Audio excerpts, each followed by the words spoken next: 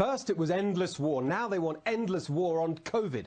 You think they're just going to let you get back to normal life and live it all in freedom after this? Not a chance. They love the power. They love the control. They love being the center of attention. They're not giving this up. Now they want vaccine passports to control who can go where, when. In England, they're talking about a government vaccine certificate to go to the pub. In New York, Governor Andrew Cuomo is handing out contracts to IBM for a Big Brother health passport system. In New Jersey, Rutgers University won't let students into classes without a vaccine certificate. And now a bunch of power-crazed doctors just argued in the Wall Street Journal that we need a digital rapid detection system, integrating information from all sources, including routine reports to health authorities from medical providers, data from contact tracing databases, digital surveillance apps. Just today, the Biden administration said they're working towards developing a new nationwide vaccine passport standard. On and on it goes. A nightmare, Orwellian infrastructure of control, an unprecedented, undemocratic power grab by big business, big government, big bureaucracy. No, no, no. Here to react, author of The End of America, a letter of warning to a young patriot, Dr. Naomi Wolf. So excited that you could join us tonight. I'm just going to hand it over to you. What do you make of what we're about to see? I mean, thank you, Steve. I'm really happy to be here. I am not overstating this. I can't say it forcefully enough. This is literally the end of human liberty in the West if this plan unfolds as planned.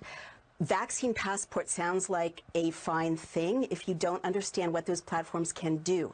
I'm CEO of a tech company. I understand what this platform does. It's not about the vaccine. It's not about the virus. It's about your data. And once this rolls out, you don't have a choice about being part of the system. What people have to understand is that any other functionality can be loaded onto that platform with no problem at all. And what that means is it can be merged with your PayPal account, with your digital currency. Microsoft is already talking about merging it with payment plans. Your networks can be sucked up. It geolocates you everywhere you go. Your credit history can be included. All of your medical history can be included.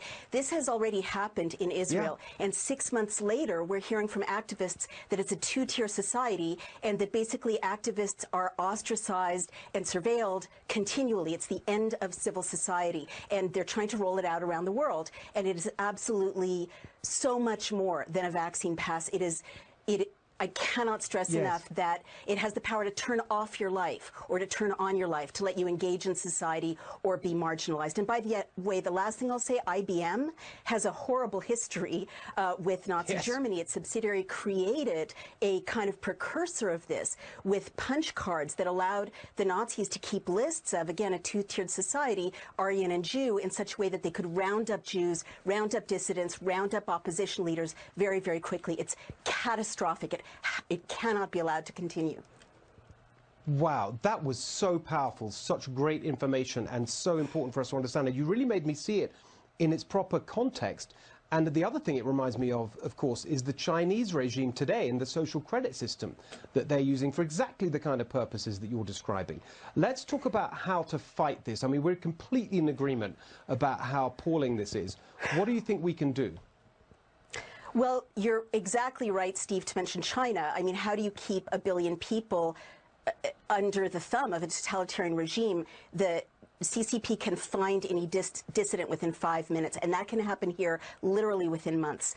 How do we fight it? Well, that's a longer conversation, but I've launched on my own platform a kind of freedom movement for left and right to come together to run people for state senate, to run people against tyrannical governors like Gavin Newsom, my own governor Cuomo, who's rolling out this tyrannical pass, you know, under emergency powers, and to really unite to take back our Constitution. But we have to bring lawsuits, and there have to be investigations. I mean, this violates the Americans with Disabilities Act. It violates HIPAA. It violates the First Amendment. It violates the Fourth Amendment. And we have to call up an army of lawyers and fund them to, you know, bring every lawsuit, but also just refuse to comply.